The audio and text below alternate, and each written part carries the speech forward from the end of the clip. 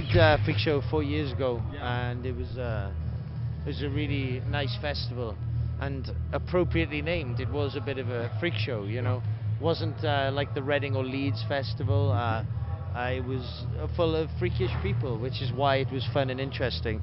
This year, as a band, we struggle sometimes to make tours, to make them work financially, but in that case, it was definitely our mistake, in the sense that our guitar player was getting married over that weekend, so it would have been incredibly difficult to play the show. I dare say a logistical nightmare. Okay. Yeah. But Freak Show is fantastic, and when a festival is done in such a way as to program bands for the main reason, for the only reason that they love the bands, as opposed to just bands who are going to bring people with crazy haircuts to the show. I think it's to be applauded, and it's to be talked about as much as possible, you know. Yeah.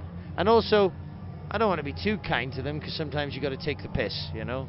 It's important. I don't want to give them two compliments, because then they'll be smug about it. So it's important to not tell them that we like them so much.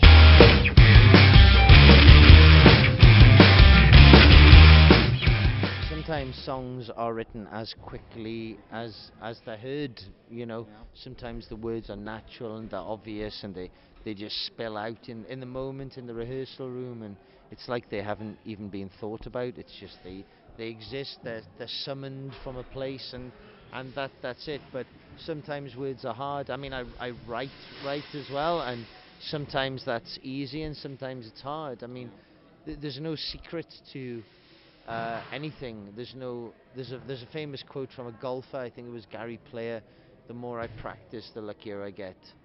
And it's very true. If you want to write 10 good songs, write 1,000 songs. If you want to write a great novel of 100,000 words, write 100,000 words. And then you know that this is the secret, as in there's no secret.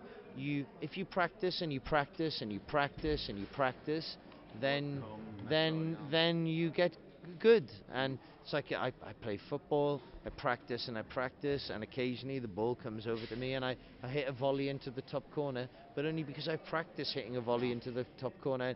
Words are the same, you know. Well, I'm trying to write a novel at the minute.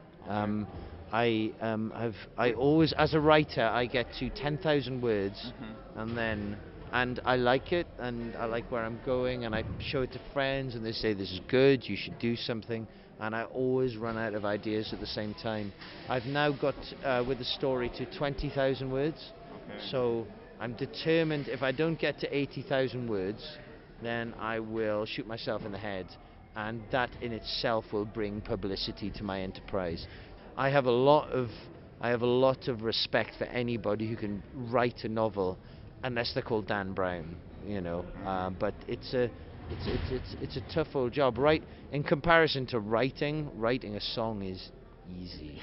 3 minutes, some chords, one change, sing some stuff about it.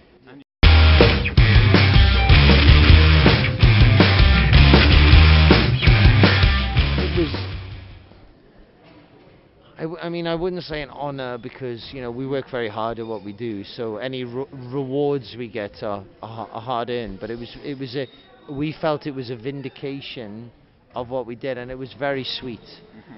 I think it can be a danger to see life in terms of its financial rewards, but in terms of being a band, the finance is necessary to make us operational. Without a certain amount of money, there's a lack of stuff. We can still rehearse and play, but we can't necessarily afford to make a record, because our credit card debt is as high as credit card debt can get. It was when the day we went live with the Pledge campaign, me and Julia put a lot of effort into. I don't know if you saw the video we did for it.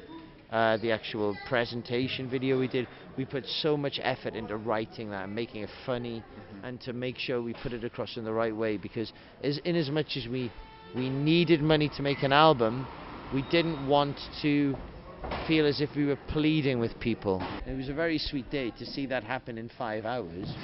I was sat in my office job watching, nearly getting sacked because I kept just watching on my computer the amount going up, and I'm like, oh my god, this is we're going to make a record, you know. And I don't know, maybe it got me addicted to money. Maybe I'm sniffing money all the time now, but no, I think I'll be okay.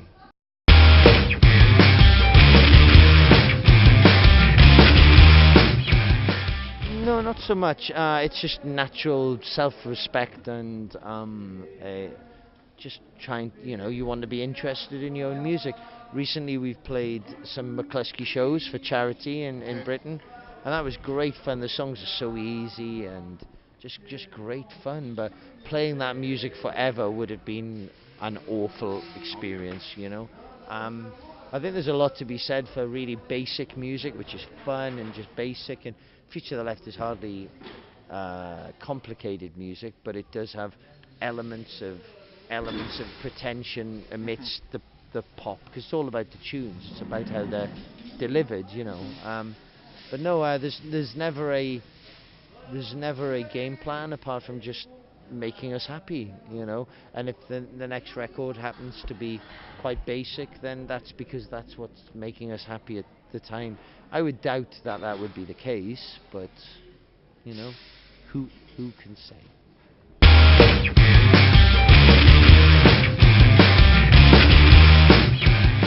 I'm just not in a the Future of the Left, last Future of the Left album was finished last June 2013, and I didn't write a song for about 6 months. I just had a lot of baths and went for runs and petted cats and made pasta, and then I started writing songs in March, and pretty much everything I've written since March. If I write something by myself, it's Christian Fitness.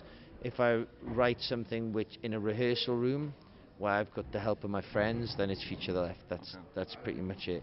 If there's something about it which is quite bass-led and really loud, then it would probably be Future of the Left.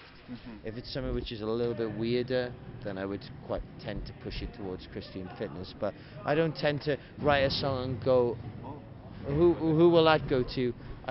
I'm writing the second Christian Fitness album now, and it's just fun and easy. And then when I go into a rehearsal room with these guys in February, we'll write the Future of the Left album.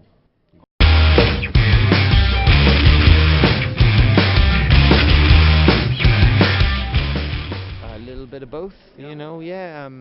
There's in the early days of Future of the Left, Kelson, who was the bass player, he'd played in a band called Jar Crew, who were peers of ours. They'd played with us, and he didn't really feel comfortable playing those songs, so that's why we didn't play them.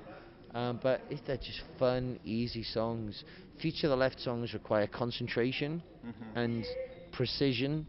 McCluskey songs require having a hand and a face and looking at the crowd and just playing them. So they have relative strengths. And it's just fun, and if you can bring happiness to a group of people by shouting for 2 minutes, hey, you know, why not just go ahead and do it? I say, you know.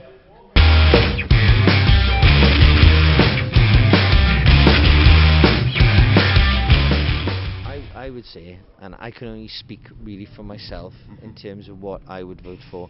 I'm someone who inclines to the left, but I'm someone who is maybe fiscally more to the left, as in I believe that wealth should be redistributed amongst people.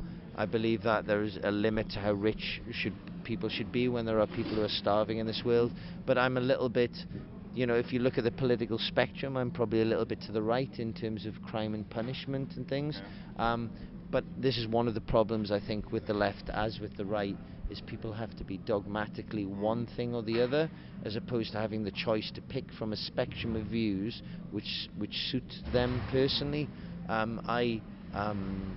For example, I think certainly in terms of the left, in terms of feminism, there's a lot of sexism in this world, and there's a lot of redress which needs to be made. The world is still dominated by men, but I think certainly in terms of, I can only speak in terms of Britain rather than in France, in terms of feminist rhetoric, people have to pick their battles a little bit better and not alienate people who want to help them. In terms of things like immigration, UKIP in Britain is winning a debate, and they're a racist party because they're speaking to people about immigration. The left has to be honest with people and have that debate with people and tell people why immigration is good. Not just to say immigration is bad, they have to show the benefits of immigration. If you don't do that, if you don't tell the truth to people in rough estates, rich people, they vote for somebody else. If people engage with issues, it's a strange thing, especially as you get older. I don't know how old you guys are, but I'm nearly 40. And what is a really strange, what is a phenomenon as you get older? A lot of people, when they're teenagers, they're to the left. They're communists, they're socialists. I consider myself a socialist still, but when somebody makes a lot of money, if they are still a socialist, then that is a person you want to pin your flag to and say that is a person. Because and similarly, somebody who is poor, who wants to vote for the right wing, that is somebody you should take seriously, because they are somebody who is voting against their interests. As far as I'm concerned, it should be about an honest debate. People should be allowed to talk about immigration. Say in Britain, I believe immigration is a healthy thing for my country, but the perception is that it isn't. So have the debate about it and work out why that's the case. You know, actually have the debate rather than hiding behind being scared.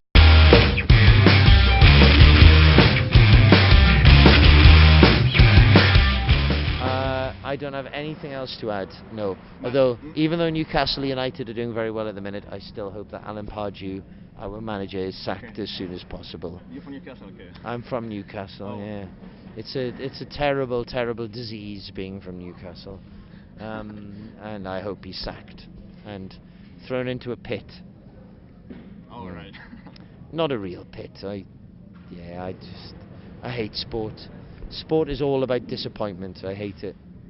I've supported a football team for 39 years, and we've never won anything. 39 years, man. Newcastle United, 39 years. I just hope by the time I die at 64. Not even a cup or something? No, nothing. Just one thing once. Just one. Well, one league cup. But so I can call them up and say, hey, my team from the place I was born won. Yeah. But thank you very much. Thank you for your time. Take care. Don't buy, my one bit of advice to you is never buy cheap waste bags, bin bags. It's a false economy. They always end up splitting, and you always end up having to buy twice as many. So you can take that literally or as an analogy for life. It's up to you. All right. Take care. Thank you.